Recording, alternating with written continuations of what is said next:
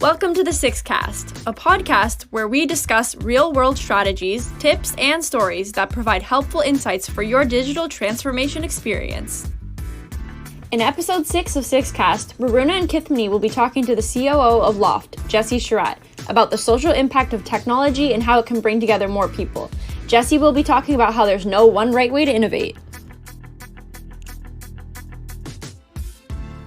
Now, this is probably the last question I may have. I think we probably might as well wrap up the conversation as well. Yeah. It's been a great conversation so far. This is very much about the business. Again, it's a business problem, a question that, not more than a question, a comment that I'm going to be making. While pandemic has increased quality of life, time you spend with your family or children has gone up drastically, which is a great thing among many negative, sad things that happened over the past year and a half. There is, in terms of business perspective, we have people working from about eight countries around the world, about 3 to 4 teams, different teams on different tasks, different time frames, different time zones, and different cultural backgrounds. Also, there is quite a task in and a challenge in managing them. About 30 to 40 people, depending on the projects of a certain period of time. What I've seen in aggregate, not within my team particularly, because we always have been kind of a remote team, but we had an office as well in Colombo. We shut it down because of COVID. Nobody had to come to the office because it was perfectly possible to run the show from their homes. I've seen that research find that there is a challenge in reduction in productivity. There is challenges in communications, brainstorming. Sometimes you don't get to collaborate with people. There's a lack of knowledge sharing because you don't see people on a face-to-face basis on a face-to-face every day. Lack of socialization. There's a lack of camaraderie because you are working behind a screen. Right now. I just even really don't even like Zoom meetings anymore because I want to get out. But still, we are still through Zoom. But there's a good and bads. There is a performance, decline, and how do you compensate for your work? How to track your work? As much as we want to be human, as much as we want to be understanding with people, being a business person who does 12 to 14 hours a day, I know how hard it is to run a business while people are working from different part of the world, different cultures, different backgrounds, different challenges, different deliverables, and different everything is different, and everything is so disconnected. But I'll have a different OS. Yes. So yeah. And how do you think? I think there is a challenge still. There is a challenge. These are the challenges that this work from home and work from anywhere culture is still going to encounter years to come. There has to be maybe virtual ways, or actually solutions like LAUFT could be a great solution for you to get together time to time, every month, once a month or so. Get together, get to know each other, have that human-to-human interaction. What are your thoughts about it, Jesse? Before we wrap up, any thoughts about it? What are there any reparations? Gosh, you guys, you're talking to a philosopher, and you're trying to, end this interview. And I know we've been talking for over an hour, but I could go for another 5. So you really got a bad guess for timeliness. But it's a great question. And, the traditional office metric has judged you by time in how long you could spend in your seat. Yeah. And I remember my first kind of office job in Toronto, and it was like, if I showed up past 9:30, people were like, "Oh, why are you, 10:30?" and then I might stay till 6:30, but they've all left at 5, so they had no idea, but they'd all grumble at me. And I realized all of a sudden, I was like, okay. And then I'd walk by colleagues and they'd be dragging out a task or making something I'd have a lot of colleagues who'd be watching Netflix down in the corner of their screen and exit out as the manager walked by. And it's why the hell can't I go home if I'm a high performer and I work my butt off while I'm here? Yeah. why can't I be incentivized to reclaim some of my time? Yeah. This is my life we're talking about. Mm-hmm. This is my life. I only get one spin on this planet. That's it. Mm-hmm. And then I'm done. Mm-hmm. So why are you judging me based on time? And if I'm working very hard and being super productive and efficient, I don't get to go home sooner? Mm-hmm. Mm-hmm. It makes no sense. So, I mean, just, you know, as you measure your business, I mean, in the EOS system, we use a scorecard. Everything is based on data. Yeah. So we make all of our decisions based on data. And that's how we track our employee performance as well. Everything is KPIs or OKRs. So it's objectives, key results, key performance indicators. And if people hit the targets you set for them, they can stop working for the week.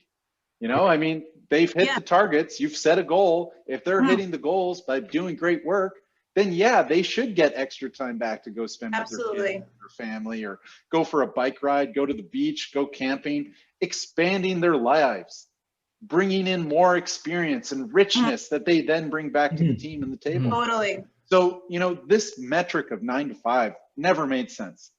There's no incentive to be a better employee. There's no incentive to work harder. If you use data to manage your team, you will get the results you want. You know, you can increase the goals. You can, you know, you can get very granular about it. And, you know, one thing I'm really excited about rolling out at LAUFT is also we're rolling out a new program called PPI, which is the personal performance indicators. So we want people to be able to put in, I want to make it to 3 of my kids' soccer games this week or this month. I want to walk my dog 5 times this week. I want to increase my income by X. And then based on the personal performance indicators that they put in, we can match them with tools and services, which will help them achieve those things in their own personal life. So we have data. And I mean, tech companies have been saying this for years, like data is the new oil, you know, it's the most valuable resource in the world.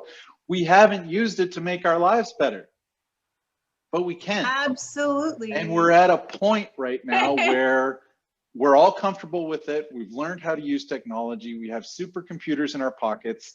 We can use the data to optimize our days and, you know, become more actualized, fuller people with greater capacity. And I just really would love to touch on a few of the points you brought up, you know, previously around new immigrants coming to Canada and entrepreneurship. And Graham, you know, the founder of LAUFT, came in 1978 with his mother. And, you know, he hadn't been told they were moving to Canada until they arrived to Canada, and they didn't go back to Jamaica. And, you know, I know for him, trust has been a hard part because he didn't see a lot of opportunities brought to him. And so he's always created his own opportunities. And, you know, even trusting me to manage and steward LAUFT with the vision that he laid out took years. I had to chip away at him, you know, like it took time. And, you know, we're not trained to be vulnerable with each other. We're not trained to learn how to trust each other really well. And, you know, as part of our work, we're really committed to, you know, we talked about the democratization of, you know, entrepreneurship through platforms like Shopify, but we're also democratizing access to professionalism. And when you come into a LAUFT workspace, you leave, you know, if you're in a housing project, if you're in a small apartment, if you're in $1 million home, no matter what you leave behind, you come into LAUFT and you're on an equal footing. That's right. And, you know, we think that's a really powerful part about it. That, you know, the single mom starting her Shopify store selling candles can go into a LAUFT, put on a jacket for that day and look like the business executive that she is, or that we're trained to expect to see. I think that gives people much more agency over their own lives. And we're really excited to be able to deliver that type of experience. And, you know, part of our goal as a company, and we've written this down in our 10-year target, is to reduce the divisions by 1 in BIPOC networks. So, you know, we often talk about 6 degrees of separation and that everyone in the world is connected by 6 degrees of separation. If you remove 1 degree, sometimes you get to that person who can change your life. Absolutely. If you have to go to the 6, sometimes you'll never get there. So if we can make it 5 degrees and connect people a little bit more, and more people can get the opportunities they need to actualize and live the life that they want, I mean, that's a very exciting mission with a huge social impact that I can believe in. And, you know, that's why we're on this path to make life work, because it's different for everyone. You know, we've had custom learning journeys and education. We haven't had custom work experiences. Now it's, you know, we need to start creating these custom work experiences for ourselves. Absolutely. Choose where you work today. Choose where you work tomorrow. Maybe work out of an office on Wednesday. Maybe stay at home. If you want to lay on the couch and work from your sweatpants, do that. You know, but you know, Loft isn't saying come work here 5 days a week. It's saying we're here for you when you need to get out of the home or a destination often. We're the first, third option. Is kind of, you know, the industry lingo that we're doing. But, you know, the last thing I'll say, and I'm sorry for being so verbose. No, you're so good. I love it. It's so amazing. I like it. Yeah. I love it. I just get excited. So amazing. Work-life balance, you know, is, and we've come, you know, we started out, we were like, okay, we're all going to be about work-life balance at Loft. This is going to be our thing. And then we kind of started being like, oh, wait a second, work-life balance, you're always flexing your core. You're kind of always in this balancing act where you're like, okay, I got to give this thing as much attention as I give this thing. And you're kind of a back and forth. And then we moved to work-life integration. And then we were like, man, that sounds pretty good. But then we were like, well, what if you end up integrating your work too far into your life, and then you lose your weekends and you lose your evenings and you lose all this time that you kind of put aside. So then we landed on work-life freedom. And to us, what that means is determining what your work and your life look like every day, and having the flexibility and the resource and the tools, and just like Loft provides, to actualize it, to make it happen. So it's a freedom to wake up every day and go, okay, maybe I'll go to the office today. Oh, maybe I'll work from my couch today. Maybe I'll go to the coffee shop. Maybe I'll go to the library, but maybe I'll go to Loft. And I think that's the type of world of work that we're trying to get to. And we're trying to encourage, you know, you can go onto our website. We've launched a newsroom called Dimensions. It's all about, you know, looking at the multi-dimensions of people, you know, that we're not just a worker. We're so much more than that. How do we manage our multiple dimensions when we're in the office, outside the office? So it's been a series of interviews with, you know, leaders and CEOs and founders and workers. I've been really inspired by some of the interviews I've read so far. And, you know, I just can't wait to keep learning about some of the ways that remote work and reclaiming power over our own lives is changing people's lives. I just can't wait to see, you know, I mean, we've got so many crises ahead of us that need to be fixed, from systemic injustice and oppression and climate change. And, you know, they are staggering challenges, and we need the best of people.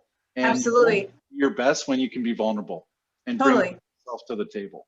So that's what we're part of. You know, we're trying to create a new way to work. We're calling it Make Smart Work. You know, and we're delivering that experience through a network of spaces throughout the GTA, and then we'll be expanded across Canada, the US, and Europe. And we're really excited to see how it helps people reinvent ownership over their own lives. So it was so great to talk to you, Jesse. You're very well-rounded, and you're quite, this was very interesting. So thank you so much. It was wonderful for me too. Thank you so much for the opportunity to let me, you know, word spray at you. So thank you very much, Jesse. It was a great conversation, very insightful as well. Thank you very much. Thank you so much. Thank you very much. I really appreciate the opportunity. Thanks. Okay. We hope you enjoyed this week's episode of Sixcast and learned a bit more about how to set goals, the importance of strong performance, and bringing ideas to life.